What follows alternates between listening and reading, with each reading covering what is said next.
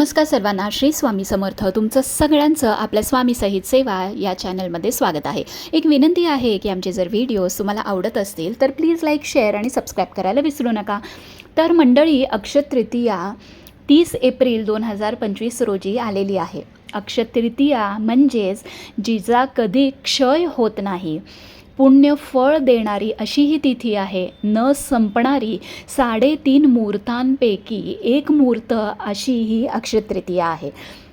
ह्या दिवशी तुम्ही नवीन वस्तू खरेदी करू शकता. मग ती कुठलीही असो, वस्तू असो, वाहन असो, यंत्र असो, वस्त्र असो, सोने चांदी, नवीन सेवा करायची असेल किंवा तुम्हाला कुठलंही नवीन काम सुरू करायचं असेल या दिवशी, तर तुम्ही बिंदास करू शकता. मुहूर्त बघायची गरज नाही. ह्या दिवशी माता लक्ष्मीची सेवा, भगवान विष्णूंची सेवा, भगवान कुबेरांची सेवा, पितरांची सेवा आणि ह्या दिवशी मंगल कलश स्थापन करणं आणि अक्षय पात्र भरणं हे सुद्धा तेवढंच महत्त्वाचं आहे. आता अक्षय तृतीयेच्या दिवशी शुभमुहूर्त कोणता, पूजा कशी करावी, कधी करावी, पितृसेवा काय करावी, सोने खरेदीचं मुहूर्त कोणतं आहे ते आज आपण बघणार आहोत.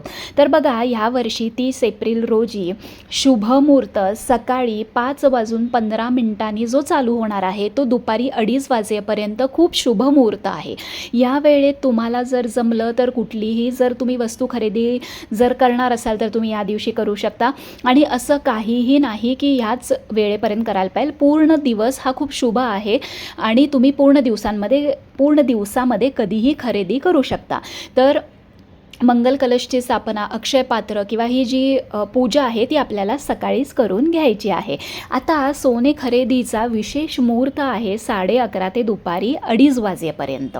पण जर तुम्हाला हा जमला नाही तर दिवसभरामध्ये तुम्ही कुठल्या पण टाईमला सोनं किंवा चांदी खरेदी करू शकता.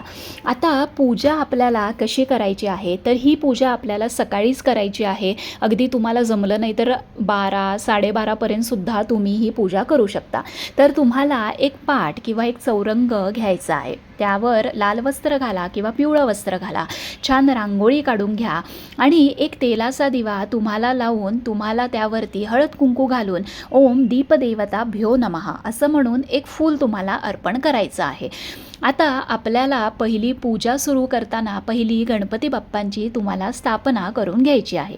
आता गणपती बाप्पांच्या मूर्तीवरती तुम्हाला अभिषेक करून ओम गंग गणपतये नमः हा मंत्र तुम्ही म्हणू शकता किंवा एक वेळा तुम्ही अथर्वशीर्ष, फलश्रुती म्हणायची नाही, अथर्वशीर्ष फक्त जे आहे ते तुम्ही म्हणून गणपती बाप्पांची स्थापना आपल्याला करून घ्यायची आहे.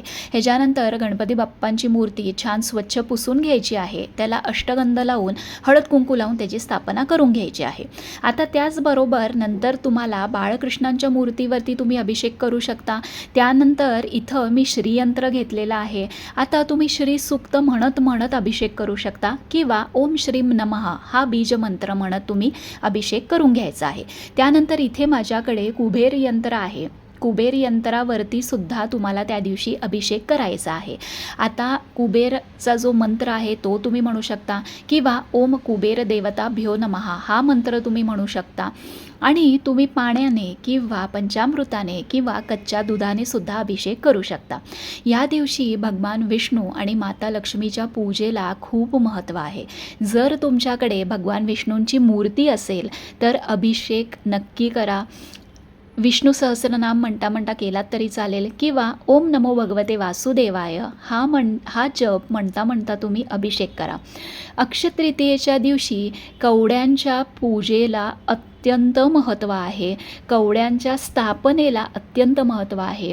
तुम्ही जर अजून तुमच्या देवघरामध्ये कवड्यांची स्थापना केली नसेल तर अक्षय तृतीयेच्या दिवशी पिवळ्या कवड्यांची स्थापना तुम्ही करू शकता. 7 किंवा 11 अशी कवड्या घ्या. ते सिद्ध कसं करायचं हा व्हिडिओ आपल्या चॅनलवरती आहे. तर ह्या दिवशी कवड्यांच्या पूजेला सुद्धा तेवढंच महत्त्व आहे. कवड्यांनासुद्धा आपल्याला छान तामणात ठेवून त्याच्यावरती अभिषेक आपल्याला करून ओम श्रीम नमः किंवा ओम श्री महालक्ष्मी देव्याय नमः हा मंत्र म्हणून आपल्याला अभिषेक करून कवड्या छान पुसून घ्यायच्या आहेत. त्याच्यानंतर माता लक्ष्मीच्या मूर्तीवरती सुद्धा आपल्याला अभिषेक करून घ्यायचा आहे. आणि त्याच्यानंतर आता तुम्ही सगळे अभिषेक करून घेतल्यानंतर तुम्ही सगळ्या देवतांची आता चौरंगावरती किंवा पाटावरती स्थापना करू शकता. पहिली गणपती बाप्पांची स्थापना आपल्याला करून घ्यायची आहे. गणपती बाप्पांना छान शेंदूर किंवा कुंकू लावा. त्याच्यानंतर एक लाल फूल, दुर्वा आणि गूळ खोबऱ्याचा नैवेद्य दाखवायचा आहे. त्याच्यानंतर इथे कुबेर यंत्राची आपण स्थापना करून घ्यायची आहे. तुम्ही ह्याच्या खालती, प्रत्येक यंत्राच्या खालती किंवा मूर्तीच्या खालती तुम्ही विड्याची पानं ठेवू शकता किंवा थोडीशी अक्षता घालून त्यावरती स्थापना करू शकता.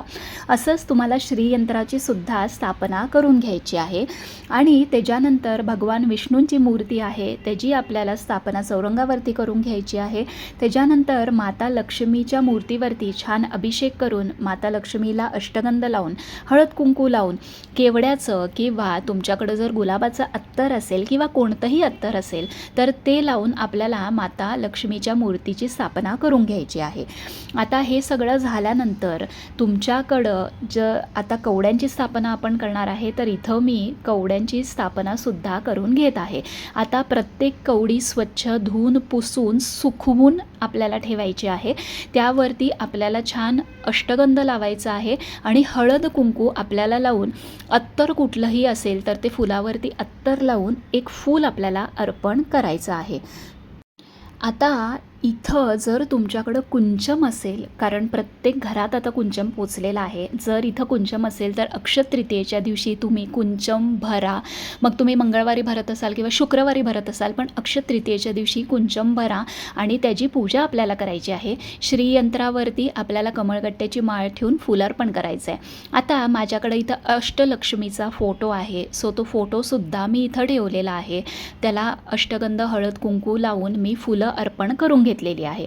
आणि इथं तुम्हाला, माझ्याकडं आता इथं जागा नाही आहे, मी ऑलरेडी कलशाची स्थापना, तुम्ही मंगल कलशाची स्थापना कशी करायची आहे हे मी दाखवलेलं आहे. इथं मंगल कलश पण तुम्ही ठेवू शकता डाव्या बाजूला, आणि उजव्या बाजूला तुम्ही अक्षय पात्र कसं भरायचं आहे हा आपला व्हिडिओ ऑलरेडी चॅनलवर आहे. अक्षय पात्राची सुद्धा पूजा करून इथं तुम्ही अक्षय पात्रसुद्धा मांडू शकता. आता ह्या दिवशी काहीही झालं तरी दिवसभरामध्ये सकाळी, दुपारी, संध्याकाळी आपल्याला पूर्ण दिवसामध्ये आपल्याला श्रीयंत्रावरती कुंकुमार्जन हे करायचं आहे. तुम्ही श्रीसूक्त म्हणून करू शकता, तुम्ही अष्टोत्तर नामावली म्हणून करू शकता किंवा 99 मंत्र म्हणून सुद्धा तुम्ही करू शकता. तर असं तुम्हाला पूजा ही करून घ्यायची आहे. अक्षय पात्र हे जे भरलेलं आहे, अक्षय पात्राची सुद्धा अखंड लक्ष्मी प्राप्तीसाठी ही पूजा तुम्हाला करायची आहे. भगवान विष्णूंना, बाळकृष्णांना तुम्हाला तुळस अर्पण करायची आहे. या दिवशी लाल गुलाबाला अत्यंत महत्त्व आहे. एक लाल गुलाब आणि गजरा माता लक्ष्मीला आणि एक लाल गुलाब आणि गजरा अक्षय पात्राला आपल्याला अर्पण हा करायचा आहे. तर ह्या दिवशी सेवा काय करायच्या आहेत? पूजा जरी सकाळी केली तरी दिवसभरामध्ये अगदी रात्री 9-9:30 पर्यंत तुम्ही सेवा करू शकता. तुम्हाला काय करायचं आहे तर कुठल्याही परिस्थितीमध्ये 16 वेळा तुम्हाला श्रीसूक्ताचं पठण करायचं आहे, 16 वेळा महालक्ष्मी अष्टकमचं पठण करायचं आहे, 3 खेपा व्यंकटेश स्तोत्राचं पठण करायचं आहे, फक्त 16 वेळा विष्णू आणि लक्ष्मी आणि कुबेर मंत्राचं पठण करायचं आहे आणि सिद्ध कुंजिका स्तोत्राचं 1 वेळ तुम्हाला पठण करायचं आहे.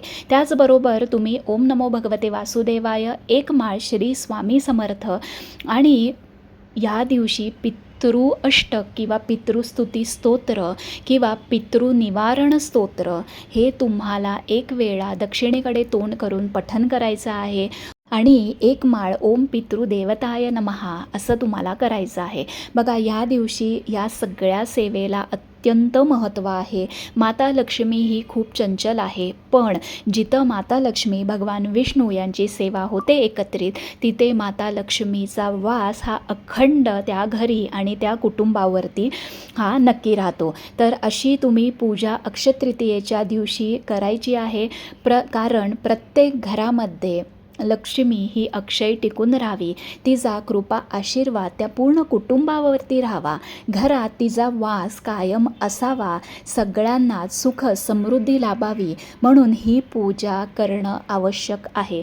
दिवसभरामध्ये जसं जमेल तशी पूजा करा, जेवढी जमेल तेवढी सेवा करा. कारण ह्या दिवशी जी सेवा आपण करतो ती अक्षय राहते, त्याचा क्षय कधी होत नाही. म्हणून कितीही जरी तुम्हाला ॲडजस्ट करावं लागलं तरी ह्या दिवशी पूजा नक्की करा, सेवा नक्की करा. आणि माझी कळकळून सगळ्यांना विनंती आहे की माता लक्ष्मी, भगवान विष्णूंची सेवा जशी आपण स्वामी सेवा करतो तशी वर्षभर आपण करायची असते. कारण लोकांना असं वाटतं की फक्त काही दिवसांपुरती केली तर आपल्याला भरभरून पैसा मिळेल, पैशाचा पाऊस पडेल, काही आपल्याला लॉटरी लागेल. तर असं नाही, हे कलियुग आहे.